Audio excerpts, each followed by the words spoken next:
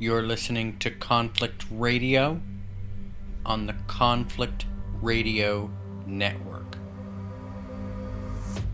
Murphy's Law again. Yeah, welcome to Conflict Radio. This is our after show 1 for all of you subscribers out there. Thanks a lot for subscribing. I hope you enjoy the after shows.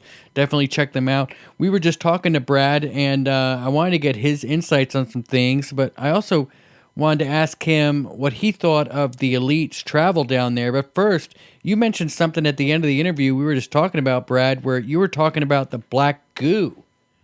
What do you mean by black goo? Was it like on the ice? Was it on rocks? What do you mean? No, this is something a lot of people have never heard about. It's an AI substance. Okay. It was stored at the South Thule Island, which is another one of these pan-Antarctic islands, one of the most remote places of the world.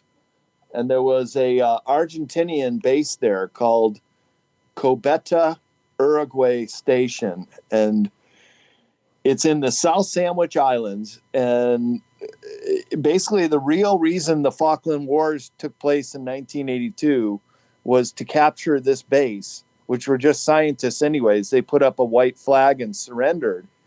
There were two fleets of ships during the Falkland Wars. A lot of people don't realize another set of ships went down and captured these southern islands, including South Thule Island. It was called Operation Keyhole, and it was a British special operation to recapture Thule Island and the South Sandwich Islands, the Falkland Wars. Operation took place 19th and 20th of June, 1982, and that is where they ended the war. The Falkland Wars ended right there on the base. That's how badly they wanted it. And basically what it was is a cave, like an ET cave that was created a very long time ago. So the common narrative pertaining to the black goo is that it's an AI substance that can be used to rapidly clone any life form. It was brought to Earth by a benevolent ET group shortly after the Toba eruption some 74,000 years ago. And I've been to Lake Toba on the island of Sumatra, and it is a giant volcano that erupted in fairly recent times, 74,000 years ago. And at that time, it eradicated 60% or more of the worldwide human population that was on the surface of that time. So all of who have survived are of descendants of Lemuria. That was the largest group. And then so they had the nuclear winter of the Toba explosion. This is all going to make sense in a second here. Mm-hmm. Earth was always meant to be humans on the surface. But at that time, there were so few humans that you could fit all the people alive in one of our largest stadiums, like Texas stadiums, all the humans on the entire planet. So there was a potential threat of another ET race coming here and wiping out the last humans and taking over the planet. So the black goo was introduced into a frozen cave in South Thule Island a long time ago. So this comes from an intuitive named Alex Newwald, who writes for Nexus Magazine and his own books on this. And these are some other data points from Harold Kotzvela, as well as Miles Johnston of the Basis Project, has people that know about the black goo and what has happened since it was basically confiscated by the Brits. And this is what the Falkland Wars was all about, to get it. And the year after they conquered the base, they got rid of it. There is no longer a Corbetta Uruguay base on South Thule Island. So they took the black goo and they took it up to London, and it basically got loose. The scientists couldn't control it. And there were a large loss of life at the Marconi laboratories where they were trying to backward engineer it. And this stuff comes from one of the most remote parts of the world, just outside of Antarctica, because when it's frozen, it's inert. It doesn't take form. So the ET groups that knew about it were very upset that the Brits, who were much like Americans and were kind of exploiting places at the time, would do such a thing. Had some stern words to say about what would happen if the black goo ever escaped. And Wow. now, presumably, it has. How long ago has it escaped? So, probably in the late 1980s, it was reported to be in the sewer system of London.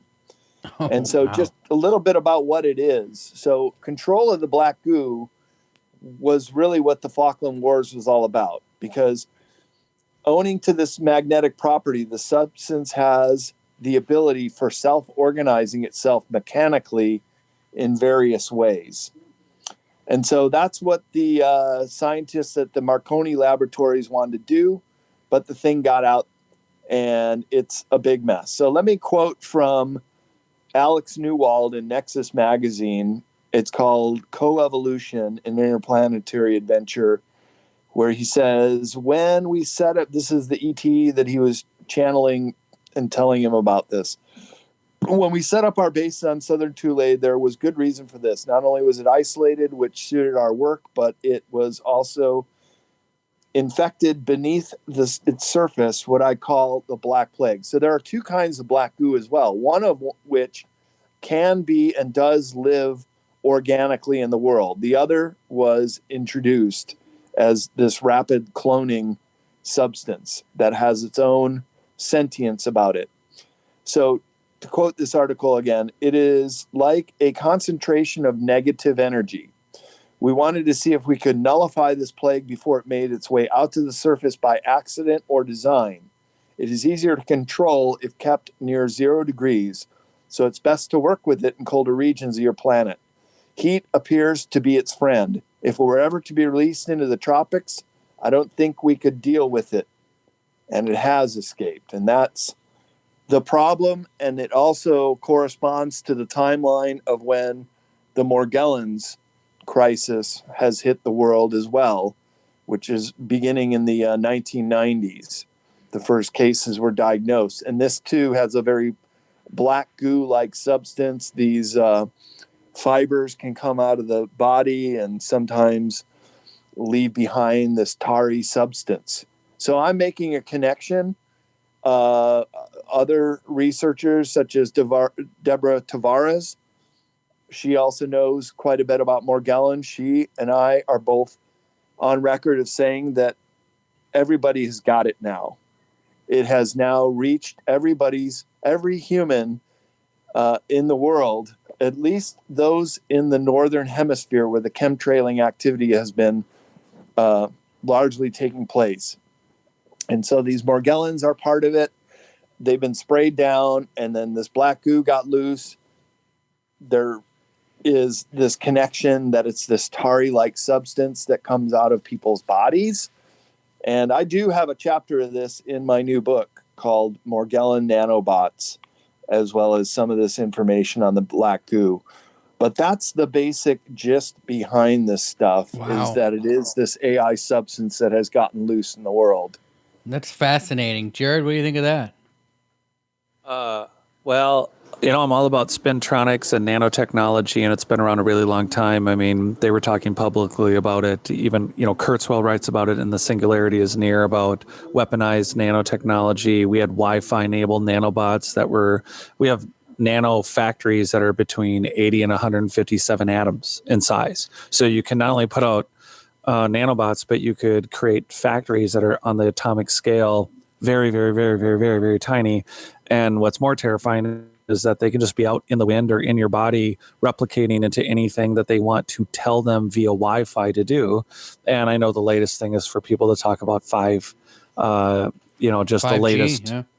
Yeah. So, but that's not relevant. What's relevant is the ability to frequency in and manage a nanobot that's been around a long time, and publicly, at least since 2008, as applicable in, commercial technology. So how long have they been really managing products like this? It's really unknown. And like I said, it's really dangerous because they're assuming that at our level of I always describe us as being in safe mode. That we're not where we were when we terraformed the planet and where we were much more advanced society. Right now, we're operating in safe mode, and it's really dangerous to have people that I don't think are operating at any higher consciousness making decisions based on power to say, hey, this number of people aren't worth this or worth that. When I think, again, I keep preaching that the total value of the human RAM on the planet is relevant, and you can't just eliminate 30% of the population or go back to 500 million people. There's no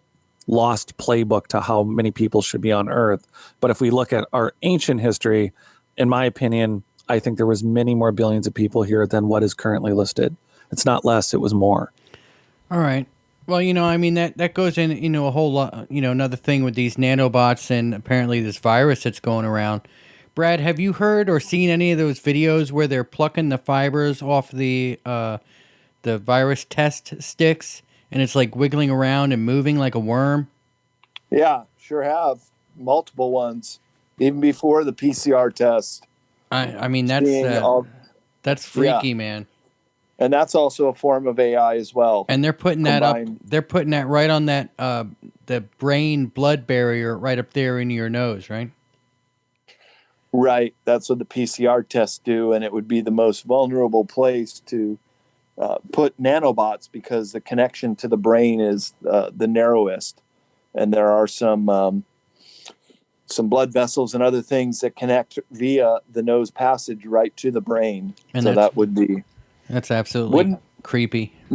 Yeah, it wouldn't make sense. Why do we have to go way, way up the nasal passage when if COVID is airborne, why can't we sneeze or spit into a cup? Mm-hmm. And they could do the test that way. So this nose test makes no damn sense at all. Yeah, I don't like any of this stuff going on at all, and there's no way I'm going down there and taking this shot. There's no way.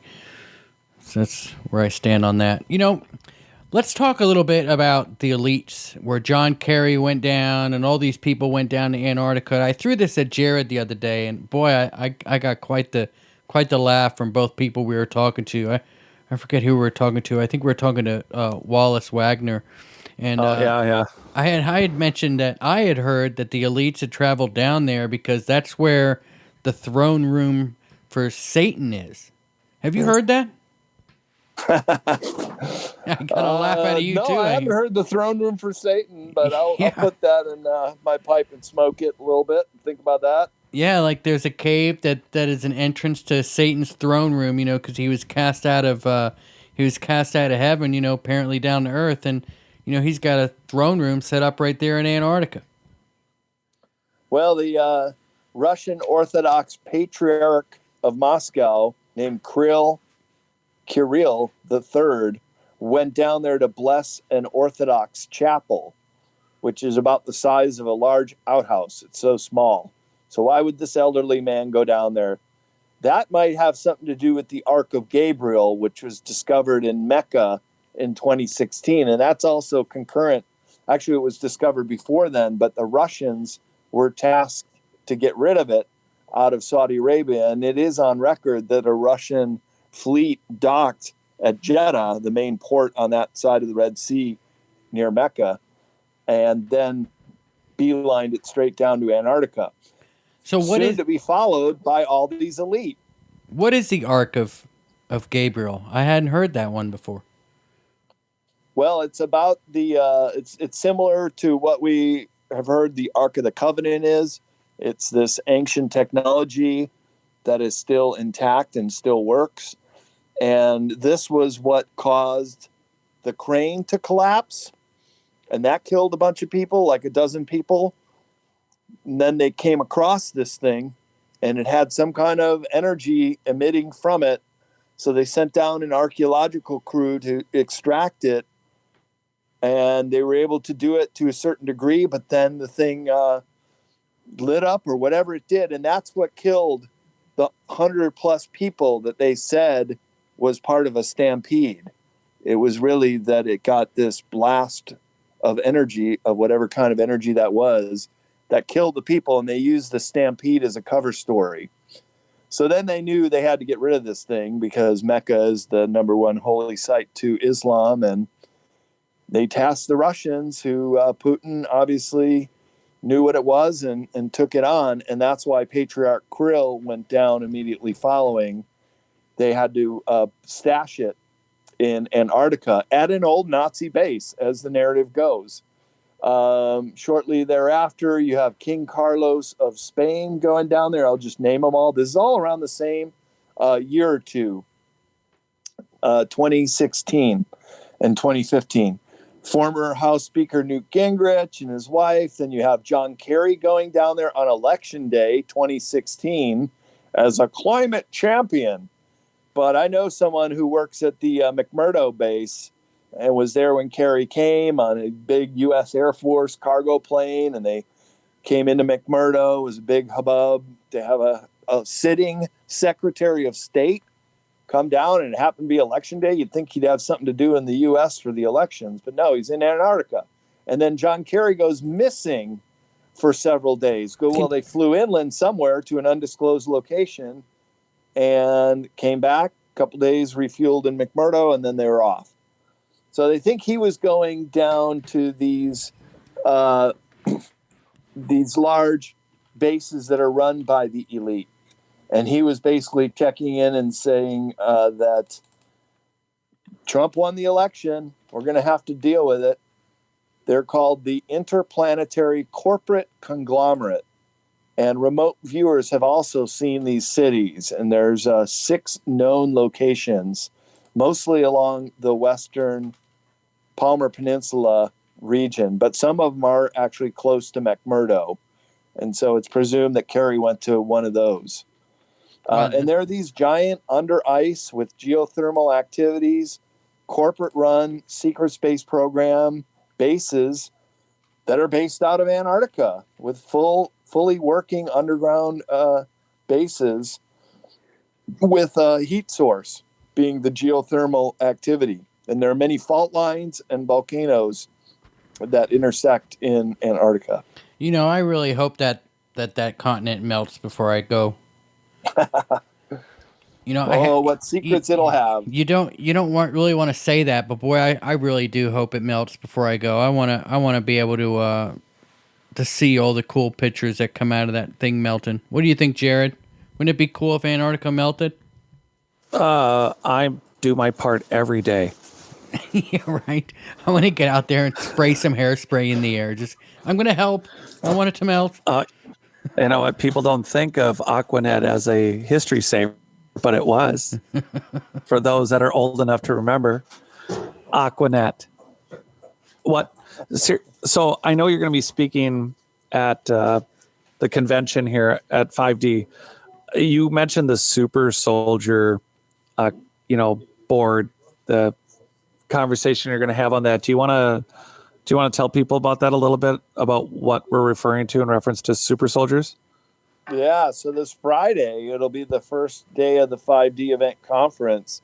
I'm the panel moderator with 4 super soldiers, although they like to call themselves enhanced soldiers, but several of which have recalled their memories of being involved with the secret space program.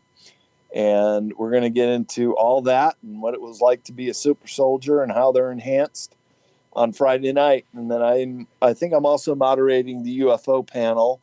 I'm doing my secret or hidden anomalies of Antarctica talk Saturday and my mystery of the giants talk on Sunday. So I'm appearing all 3 days. I'll be there the whole time, usually at my table signing copies of books. And I'm so happy the conferences are starting up again. I've missed it, and I like to meet people face to face. So really looking forward to this weekend. I'm leaving on Wednesday and meeting up with some friends at a hot spring, and then we're going to zigzag through Death Valley on Thursday, the day before. And then after the conference, we're going to do a stay up all night and watch the skies near Area 51 in a town called Rachel, Nevada. And a friend of mine's got Gen 3 night vision goggles. So maybe if we see anything, you guys can have me back on and I'll tell you what we saw. Awesome. Too bad there's no way to really record through those things, huh? You can put a cell phone up to it if it's close enough. You can catch a little bit of recording, but yeah, it's hard. Yeah, so if you can get something on video, that'd be awesome. I guess this is just our after show, so let's wrap it up. They're not going to be very long. We try to keep them about 20 minutes, and just in case somebody's listening to this that hasn't listened to the first show, go listen to the first show. It's episode 77. It's in the normal channel. This is just the after show special. So, Brad, why don't you tell everybody again where they can find you? Sure. If you want to know more about me and the projects I'm working on, you can go to www.bradolsen.com. And if you want to see the books I write, best go to cccpublishing.com. And there's a form there if people want to get in touch with me. Use the form on the CCC Publishing site. That'll come to my email. And got the conference coming up, and the new book, Beyond Esoteric, Escaping Prison Planets, just come out. You can order it off the CCC Publishing website. Those copies come through my office, and I can sign copies for people. Or it's available. I like to push people in the direction of supporting their local bookstore, having them order it rather than the big retailer named after a tropical river in the Brazilian rainforest. The CCCP, that's Russian, isn't it? Yeah. cccpublishing.com. Yes, CCCP. I know what that is. Yeah. I'm just messing with you a little. Well, anyway, thanks for sticking around. Certainly do appreciate it. Jared, you want to give a shout out to everybody and let them know your website? Yeah, it's notaliens.com. You can get my book on Amazon, of course. Also, for a few dollars more, you can get a signed copy. And, of course, there's the members area, exclusive interviews, and so much more, along with the new Rockfin channel. You can go to Rockfin and check that out. And, of course, we're always on YouTube here at Conflict. Awesome. And everybody here knows where to find me. If you're subscribed to this channel, you already got me figured out. So we'll just leave it at that. Batten down the hatches and be safe, everyone.